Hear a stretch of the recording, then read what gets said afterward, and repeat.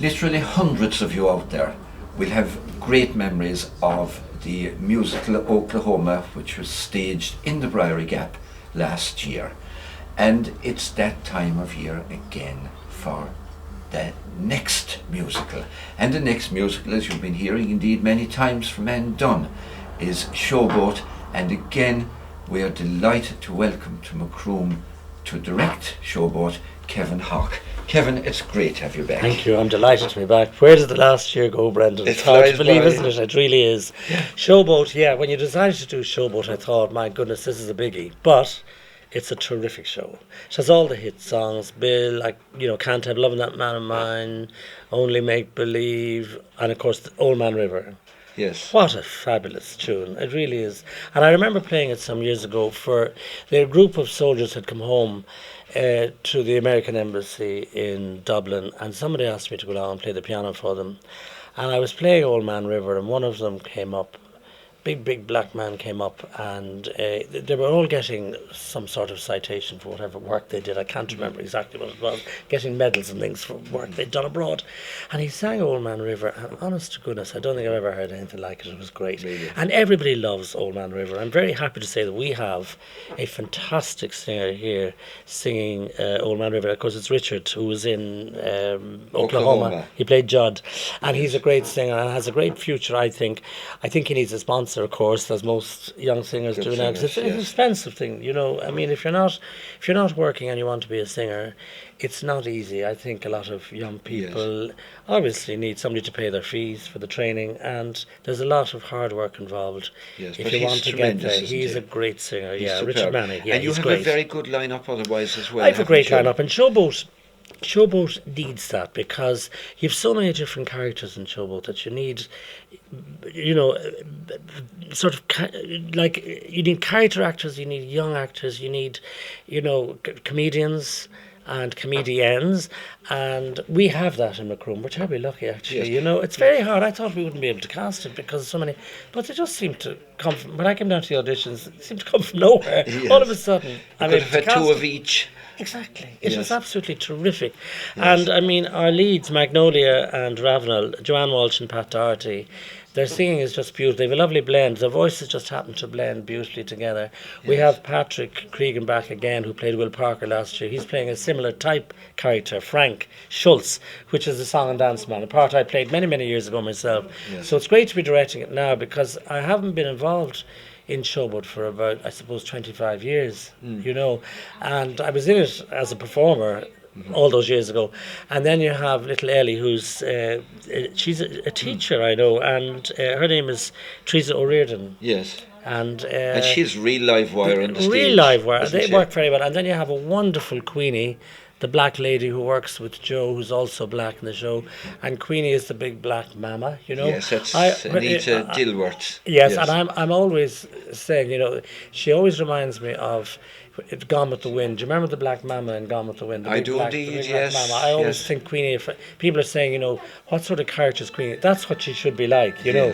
And she's terrific. Her dialogue is absolutely wonderful. And they have a lovely duet, which was in the original 1936 movie, but then wasn't in stage shows or wasn't in any other film that I saw of it until I went to London some years ago and they did the original Showboat. They wanted it done as it was written, and they put in Still Suits Me, and I remember my mother singing it to me years ago. Really? Yeah. And it's a wonderful number. It's a great duet for the two of them, and sadly it's not in all the productions. It's not even in our score. But I found the music and I brought it down. I said, now learn that, because the audience, they're going to love it, and they will. They definitely will. And she's doing a great job. She's doing a great job, and you see, there's great comedy. The drama is wonderful, but there's also comedy. There's a melodrama in it that I know the audience will love, The Parson's Bride. And the drama is, of course, because, you know, if you come from a black background in those days, you couldn't be married to a white man. And as it happens that on the boat, the leading lady and the leading man, well, the leading man is white, Steve Baker, but then Julie comes from a black background because her father was white and her mother was black. Yes. And this is discovered by a baddie in the show. There again, more drama. Pete, who wants to upset everything because he's in love with her, but she won't have anything to do with him because, of course, she's married to the leading man. Yes. So he decides he's going to spill the beans, and he does, of course. And Yes. then they're put off the boat. Yes.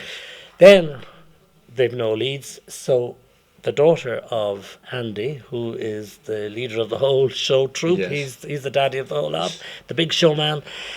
Magnolia. His daughter comes in, Magnolia, and steps Yes. into the breach, and then they find our leading man, who is a gambler, out of money, looking for somewhere to sleep in the night. The good-looking fellow, they bring him on the boat. He then takes on the role of the leading man Yes. on the show, because he falls in love then, of course, with Magnolia. And then we go on to their story, and of course that all breaks up because he loses everything he has from gambling.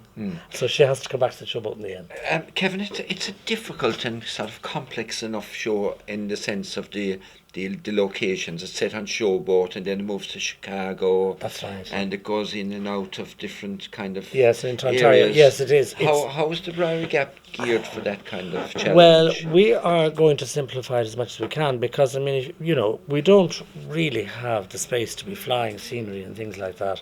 So the audience will be using their intelligence, and we have a very intelligent audience in Macroom. Good to hear. Because we're in Cork, after all. Well, there's a great tradition of musicals, of course, going Well, there way is. back decades. And I in can Macroom. tell you, they will get the message, Brendan. Yes. They really will. We won't be giving them sets for every scene, but they will know where they are and what's happening. Yes. Because the dialogue is so well written that people know straight away, where the scene is and where they are. And if it's not in the music, it's certainly in the lyrics. Yes, you know. You spoke there about the mixed blood and the racism that occurred. When Showboat was produced first, was there an awareness of that? There was. Was there an awareness? very was it much written, so. Was And it written with that deliberately It was, in mind? definitely. And I think, that black people, they were actually very happy, I think, with Showboat, because it was highlighted. Because they were treated very badly. And even back, like, when I went first to tour America in 1969, I got a terrible shock when I went to New York, because, and I wrote about this, because everywhere I went, black people had the worst jobs. They were cleaning out the loos, or they were in the kitchen. Not one of them would be at the front desk or with a job that would, as they would see it, would require any intelligence at all. And that upset me terribly. I was a young fella at the time, and I remember being very upset about it. And after that, I'd been to African places like that, and I always felt that they were put down. And after all, when you look at it now, they're probably the best classical singers we have in the world are black. And when I went to see it in London, they did the original, and the word, of course, knicker, couldn't be used after the original 1936. As the years went on, you couldn't use that word. So they changed it to coloured folk work on the Mississippi, which is the opening number. But in London, about 15 years ago now when I was there, they brought it back in because they wanted to do the original as it was written. They wanted everything as it was in the original script in 1936.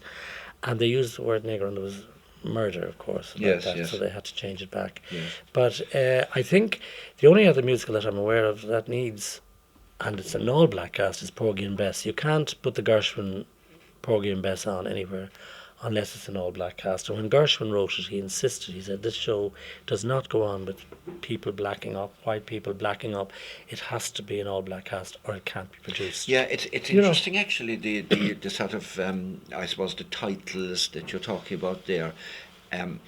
I know I've spent a fair bit of time in Africa, and I know that black people like to be called black people. They do. Black people in America like to be called black people. That's right. In the same way, I suppose, that That's we right. are white people, That's therefore right. call us Yes, white people. yeah. And it's very interesting that that even though they've changed the name to coloured people in the show, and that's, we use that here now in your course. production Yes. at the moment, they still actually prefer to come out directly and say, well, we're black. Yes, you know? exactly. Yeah. Yes, yeah. black people. Where's the point in hiding it? So it's, but I think you're absolutely right in saying that it did a tremendous amount to promote equality at the end of the day. The Certainly show did, and I agree with you. highlighting Yes, it did. the injustice towards Yes, black it did. people. Yes, it did. At that time. And I that think- always bothered me. The Yes. injustice was a terrible thing. It was Yes, and absolutely I think it's awful. great. Now, what are you most, just sort of finally, Kevin, what are your greatest hopes now for this show in Macroom? Last year you had packed houses. I know there were loads of people disappointed who missed it. Right.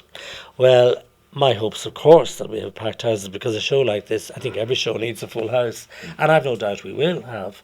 In fact, I think that it will be booked out, and I think we'll have to put on extra performances in the afternoons. And I hope that's the scenario, because I really think it's a show for everybody, young and old. I think it's great. The music is fantastic. And the comedy it's just so funny, and then it's so sad in other parts. Yeah. You know? Well, I can honestly say, and obviously I'm playing a very minor part in the organising, and maybe somewhere in the back of the chorus line in this. But I can honestly and truthfully say that I have never seen so many principals who are superb singers. Yes. As I've seen in the show. We're very lucky. You'll have one, or you might even Yeah. get a second one. Yeah. Yeah. But every single person seems to be. We're just very lucky. Amazing. We got a very good cast. Really just like last year, we had a very strong tenor, cast. Yeah. Lovely bass, lovely baritones, lovely. You have them all. You have a soprano, altos, sopranos. exactly. You have them all. You have all the voices there. Actually, they're all in there. We're and they're terribly very good. lucky. We really are very lucky. So look, Kevin, I suppose on my own behalf, and on behalf of, maybe I can presume to say so now, on behalf of the cast well, and everybody, thank you very much for coming. Thank you, Brendan. To us again. And we're opening on the 28th. Don't forget to let them know. Year. On the 28th of April, we're opening at 8 o'clock. And that's a Thursday night. That's Thursday, yes. Thursday week. Thursday week, the 28th, that's right. And we're running until the 8th of May with days off, of course. We work till Sunday, isn't that correct? Yes. We work till Sunday, and then we're off until the following Friday. Yes. And then Friday, which would be the 6th of May, yes. Saturday the 7th, and then Sunday the 8th, we finish. Very sad night when we all finish. Well, don't count on it. There may even be a further extension. Kevin, thank you very much. Thank you, Brendan. Thank you very much. And we do hope that the people of the Lee Valley will flock to see this show. The locals and people from further afield too have been working very hard indeed to bring you the very, very best performance that they can, and we know that we're under the direction of the best director possible. So do come along to the Briery Gap, ring up, you can book your tickets over the phone or call in and get them. Thank you very much.